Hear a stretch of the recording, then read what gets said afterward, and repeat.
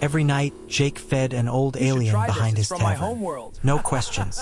No witnesses. Tonight, 2 black SUVs stopped outside, and Jake realized the smallest act of kindness had just made him a target. Jake always locked the back door last. Not because the neighborhood was dangerous, it wasn't. Most criminals avoided this part of the district. There was nothing left to steal. The rusty anchor sat wedged between a shuttered freight depot and a recycling tower that hadn't worked in years. If desperation had an address, this was it. Still, Jake checked the alley before stepping outside. The old alien was there, exactly where he always sat, curled against the heat vent, thin hands wrapped around his knees, trying to steal warmth from a system that barely functioned. His skin, once a deep imperial violet, if the faded patches were any indication, had dulled with age. Or exhaustion. Maybe both. "You're late," Jake muttered, holding out a paper container. The alien looked up, for clouded eyes blinking in surprise. "You measure time differently than my species," he said, his translator lagging half a second behind his mouth. "But I appreciate the concern." Jake snorted. "That's not concern. That's hunger management. If I don't feed you now, you start looking at my customers like side dishes." That earned a low, crackling sound that might have been laughter. The alien accepted the container with careful hands and lifted the lid. Steam rose into the cold night air. Human stew. Thick, cheap, reliable. He inhaled slowly. "You season your food like you expect it to survive a war." "Old habit," Jake said. "So's feeding people who aren't supposed to exist." That was the problem. Officially, the old alien wasn't allowed to receive aid. No housing. No food assistance. No medical care. The law called it population correction. Jake called it cruelty with better branding. He leaned against the brick wall, arms crossed, keeping one eye on the street. Praxian patrols didn't usually come this far south. But lately, they'd been unpredictable. Like the planet itself. "You should stop doing this," the alien said quietly, spoon hovering midair. "Kindness draws attention." "Yeah," Jake replied. "So does starving someone to death in public." The alien studied him, something unreadable passing behind his eyes.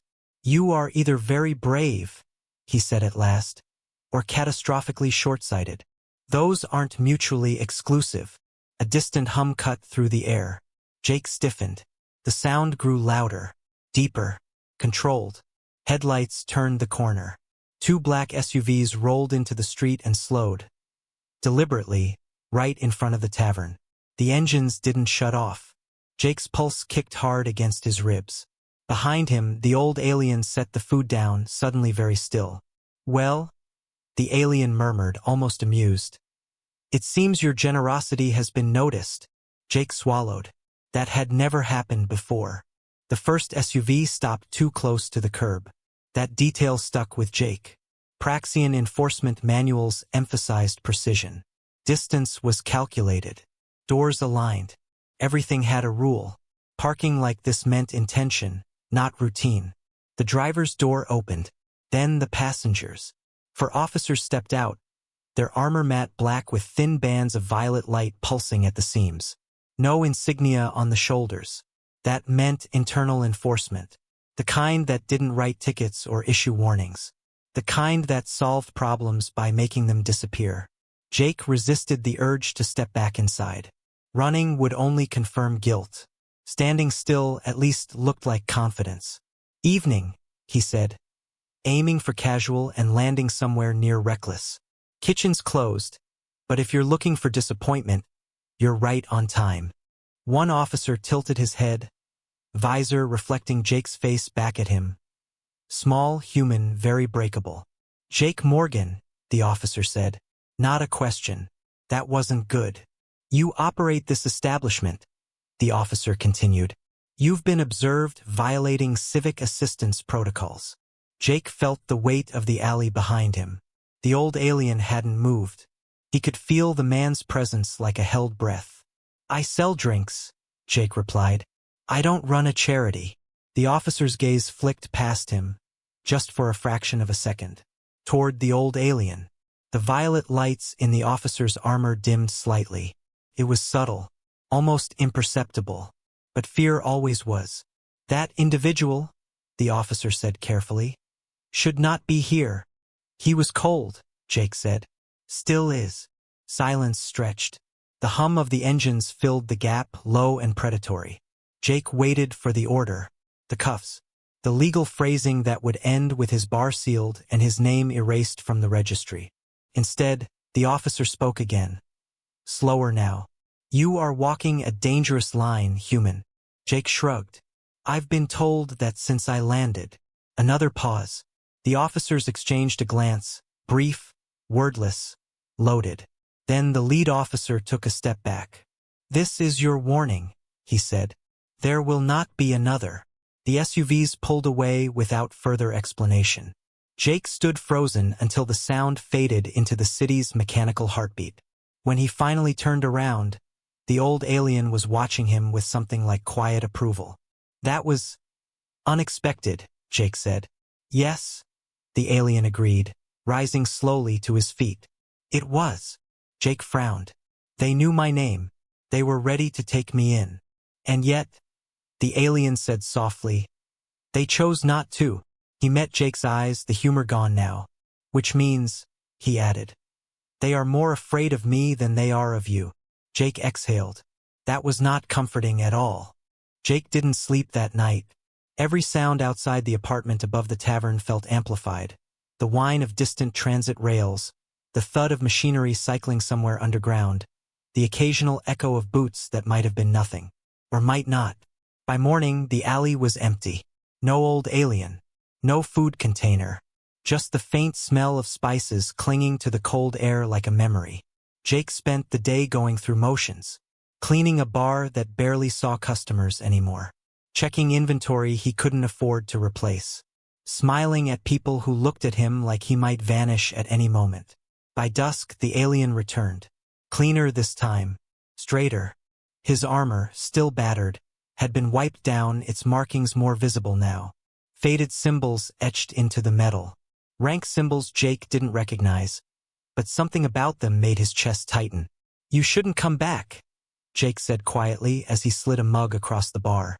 They're watching. Yes, the alien replied, accepting the drink. That is precisely why I must. He didn't drink right away. Instead, he studied the room, the exits, the sight lines, the blind spots. Not like a beggar, like someone assessing a battlefield.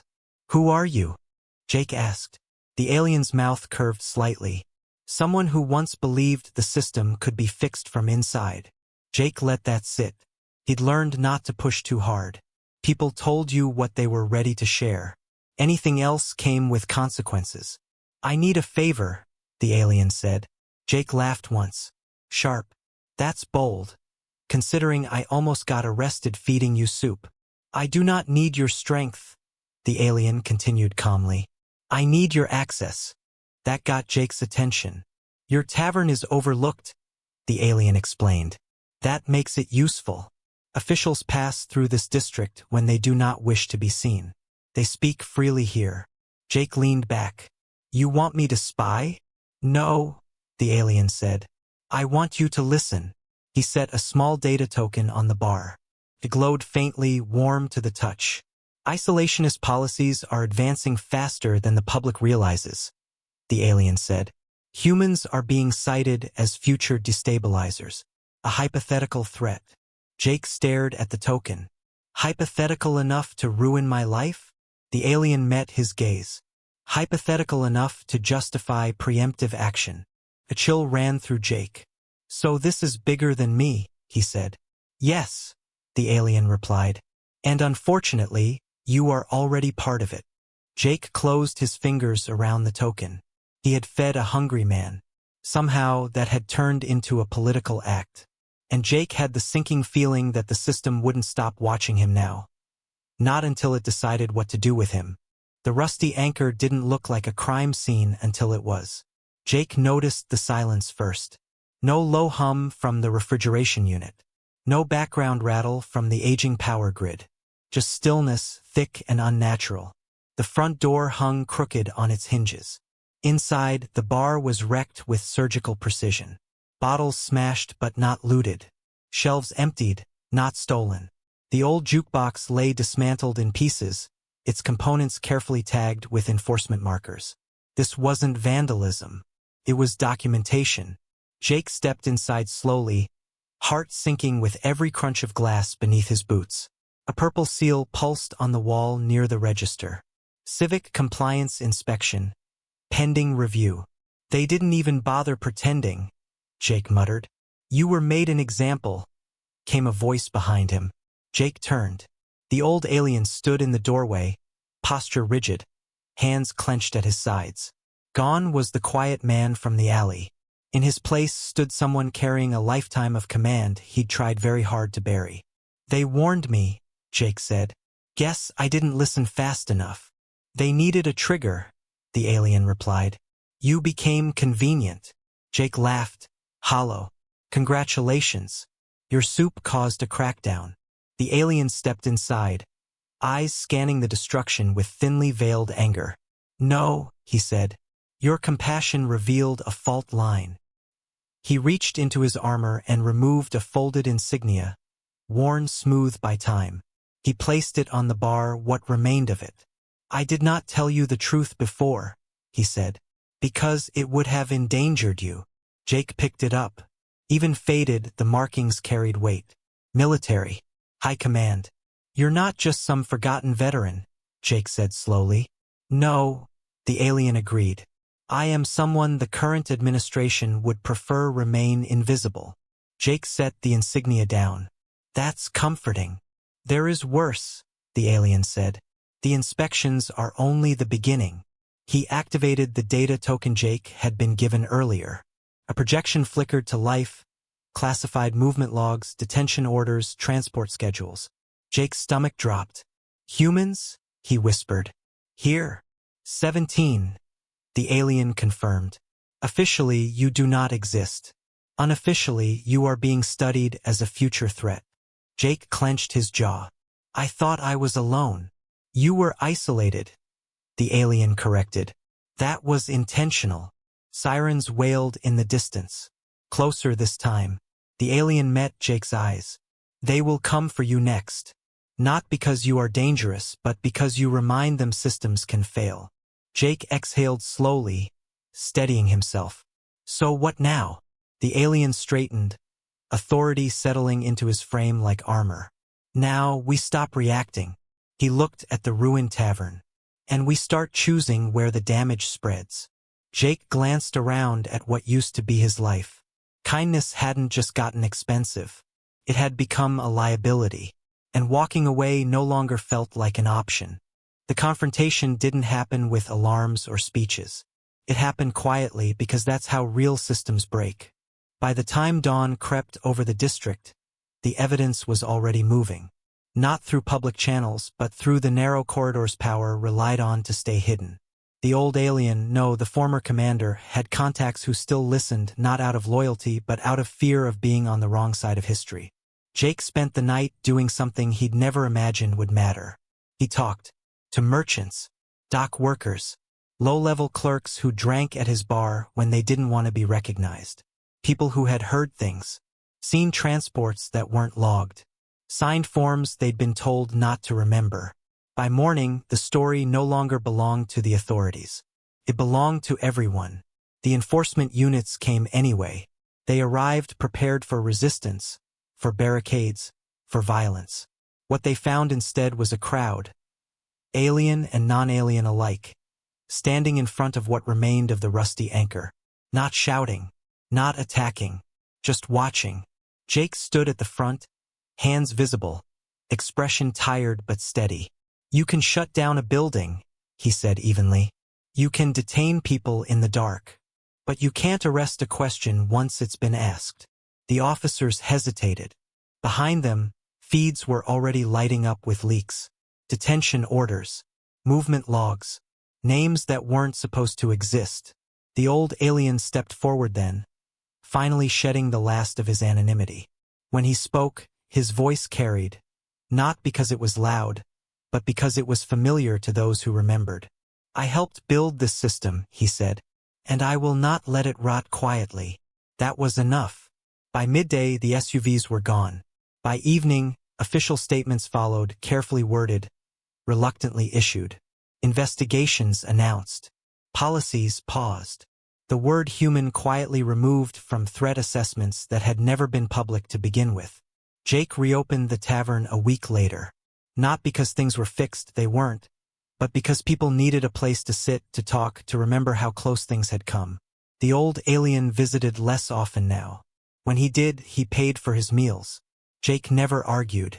One night, as Jake locked the back door, he glanced at the alley where it had all started. He hadn't set out to challenge anything. He just refused to let someone starve. Turns out, systems don't collapse from force. They collapse when ordinary people stop cooperating with their cruelty. He never planned to start a movement. He just fed someone who was hungry. But on a world built on silence, that was enough to change everything.